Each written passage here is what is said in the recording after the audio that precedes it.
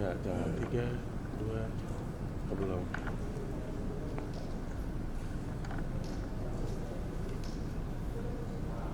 Oke, sip, saya terus. To be fancy beginning, we are not used to fancy beginnings. So thanks very much. Myself, Umer Sayed from Frappa Technologies, and before I talk about myself, I want to talk about Indonesia. So Selamat datang, welcome everyone. Good morning. And it's been, I think, 3-4 days. We are here in Indonesia, meeting partners, meeting customers.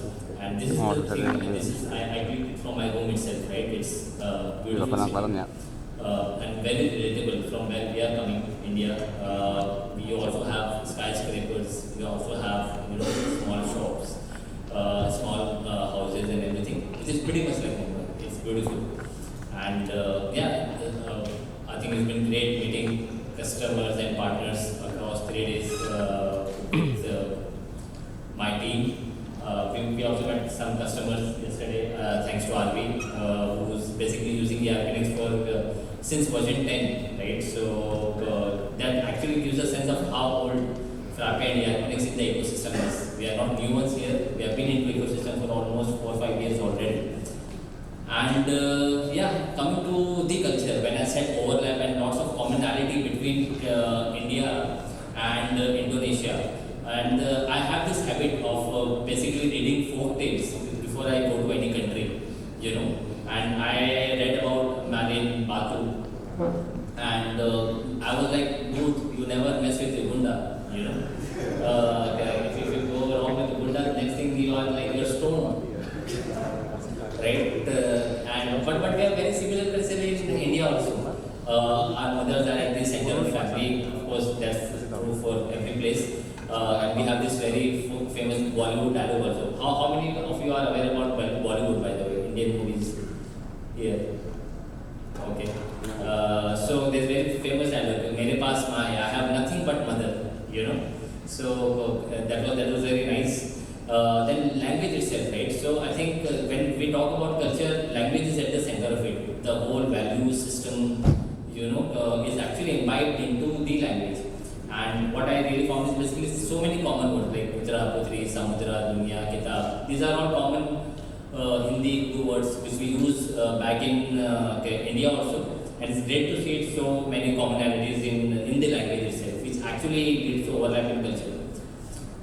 We were also ruled by Britishers, not for so very long by Dutch, but yeah, Britishers actually took very heavy price for teaching us English.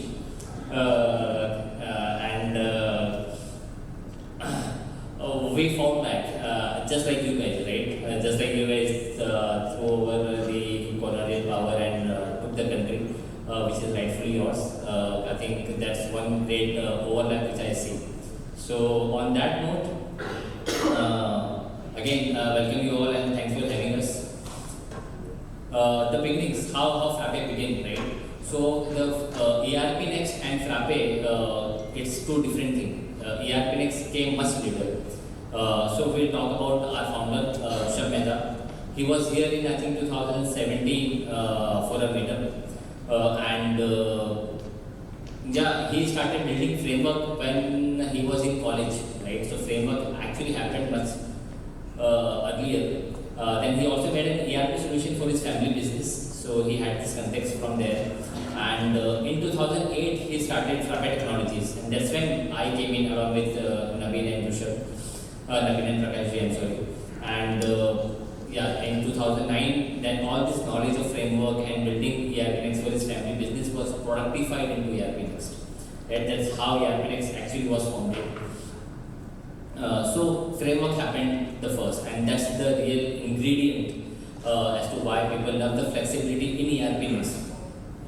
VAC ERP Next, that's our flagship, right? But the real power actually comes from framework, which is very robust, very flexible. It makes very, ERP Next very customizable. So on that note, I think there are quite a few developers who have already tested what is Frappe and ERP Next. So what is the most liked feature of Frappe framework? Anyone? What is the most liked feature? You have Yeah, and so I think TalkType was really a game changer for us, and that really that's the most like feature I think over the years when we asked to customers and users. So I joined in 2007 when there was no Frappe. They were basically building something else. And for quite a while I did product support. That's how I connected with the community, also learned about the product. In 2018 we thought about doing enterprise projects, but didn't work out. And in 2020 we actually we thought that we can't do everything. We can't do product and we can't do implementations. So we left implementation on the partners, and since then we have been building partnerships.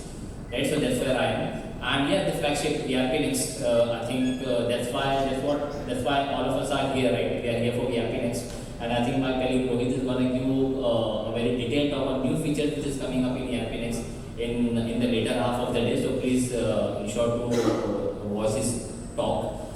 ERP Next is full stack. It has sales, purchase, buying, inventory, manufacturing, and even customizations and integrations can be handled very well. And we have survived as a business. We have survived for 18 years. We have 10,000 plus customers on our hosting, right? 10,000 plus customers. Probably 50,000 across the world because it is open source and anyone can host a business anywhere they want. So, and we are just a team of 70 people. Even I can't get my head around, the talent we have in the team. It's such a small team. We have been able to build so many things. So, coming to the tech stack very quickly, you can just imagine Frappe framework to be an equivalent of say Android OS operating system, right? On Android system, we can also basically build our own applications. So same, you can put Frappe framework on the similar level. Using Frappe framework, we have built these applications like ERP, Next, HR, and then because framework is open source, anyone can build applications. So we have 200 plus applications, even built by I think Agile team, and you can also build custom applications as per your requirement, right? And then comes customer. So when customer comes, they pick and choose the module they want. If you can fix the audio, please. Customer A can pick, I just want ERP Next and some app from marketplace. Right? Customer B can pick different host of application they want and proceed with it. So that also gives agility as to what application you want to use.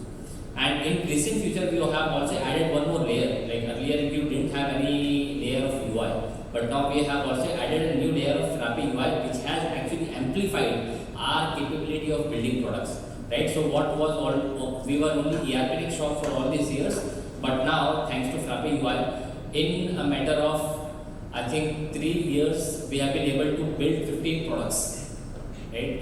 With a team of I think just 30 engineers, we have been able to build 15 products, which includes.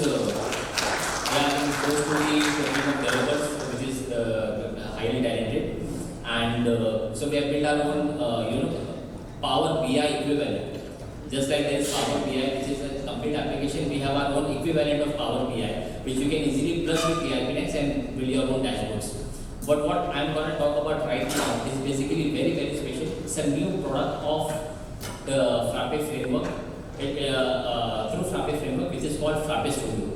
And just like you can build new applications using Frappe framework, using Frappe Studio, using a UI and a canvas board just like we have on Keynote, you can also build complete application with least possible coding, right? So it's just like making presentation in Keynote, and that's how simple it is.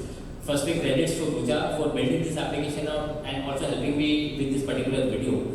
So yeah. I'll keep fast tracking it. So this is Frappe UI plus framework and some component from the Frappe builder, which is a separate application. So now we are building a point of sale application. We're not using point of sale, we are building point of sale application, right? So just imagine. So now this is a plain canvas using standard component. A developer has added left side bar. Just drag and drop, right? And then let's also add a top bar. So on a drag and drop, you also basically get the element for a header, right? You can also add a list view. So that's how simple for you to basically quickly add elements while you are building a new application. Now we have added a UI, but now we are connecting it to the data, right? So for example, Yeah, I'll just fast track it. So I'm just connecting my left element is basically with my invoice list, right? So all I have to do is basically bit of mapping. Just imagine we have not gone to code, or code editor till now. We are simply basically building an UI of an application from the canvas code. So now, once the mapping is done, you will see that invoice data will fetch right here, right in the UI. So there's some rows are being defined, and you see the invoice data has fetched from the backend right into the UI. Then you can also build your own layout. So in the pause screen, we have this larger tabs for item selection, right? The item tabs are a little bigger in size. So what we do is basically we don't have a standard element or a component for that. But now developer is basically building that component just like we build in Keynote or a PowerPoint presentation, right? And once that component is built, what you can do is basically you can set it to repeater so that it will basically copy paste multiple times in a simple language. That may not be the most accurate language, but create repeater layouts connected with data. So we're just gonna replicate this one component into multiple things. This will be image and then item name and price.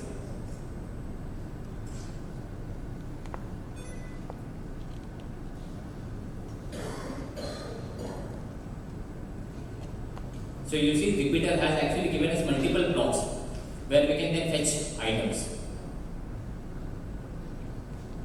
And then we are also like mapping data. So these images which were fetched, it actually came from the item master, right? And now we are also mapping the item name and then price. So you will see that even item name and price will actually fetch from the system, from ERPNX itself. So we have complete item list built in couple of, in a matter of minutes. Then populating billing items. So in a POS system, when you click on item, you want those items to appear on the right side, like this. So I'll just try and fast track a bit. Little bit of scripting. Again, we have not gone to text editor or code editor. Right from the UI, you are able to do this. And with some editing, you are able to basically get this complete thing. Right. So when you click on the item, it will add on the right hand side.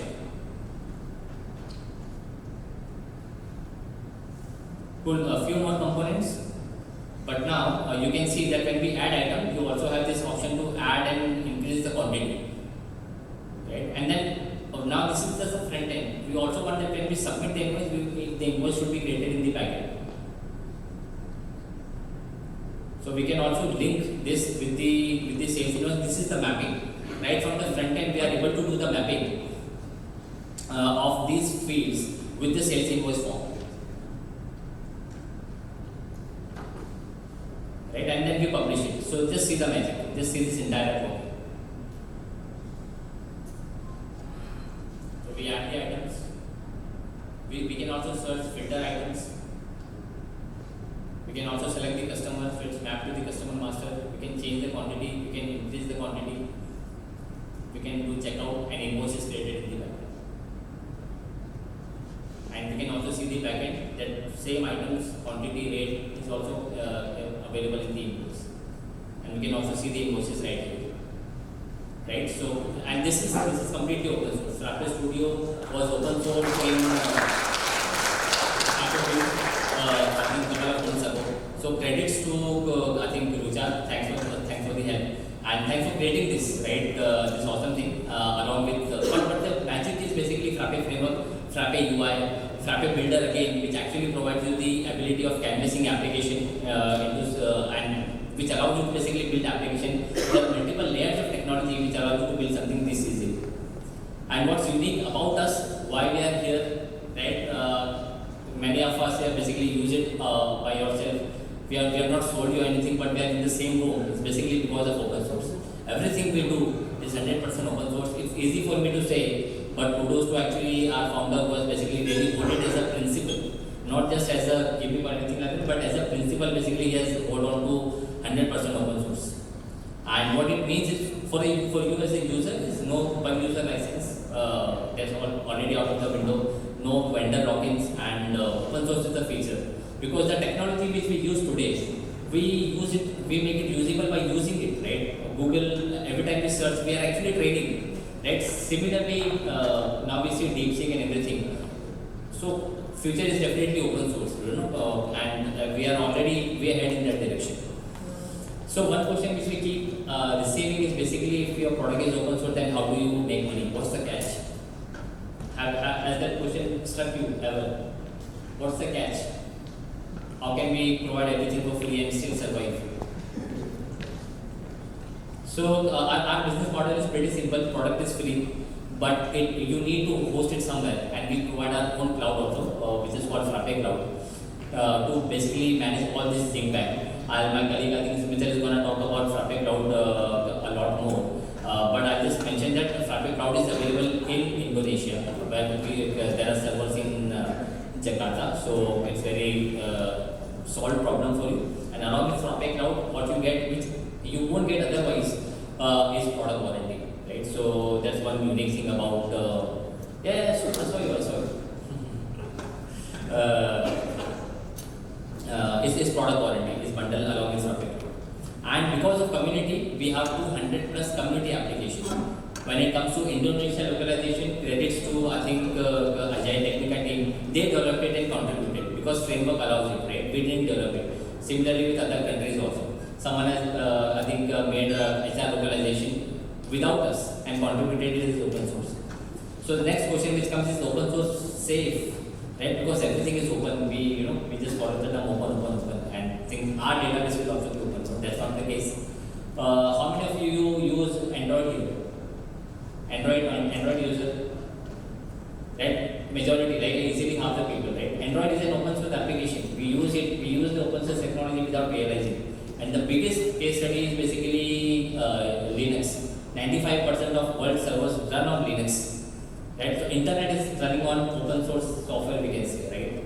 And when it comes to knowledge, Wikipedia is best example. It's not controlled by one private company, it's controlled by the community. It's not controlled but built by the community, and that's why it is so comprehensive. And we trust this more than any private article, right? So that's why the community has always won. And all this thing really empowers SMB who couldn't have imagined using ERP solution earlier. SAP is not for SAP and Oracle, and all this solution is not for SMBs, but now at the cost of coffee, people can afford ERP solutions, so why not? But what about large company? What about large companies want stability, scale. They're not worried about money. Their problem is different. So we also have similar case study from Indonesia called Utama Group, who has been using ERP since 2019. 8 million GL entries, not in terms of currency, but quantity, right? 8 million GL entries, 100 plus users, 10,000 plus items is actually nothing. We have users using millions of items in ERP and hosted on Frappe Cloud. So that's actually a good testimony for the scale we can handle. And since it's open source,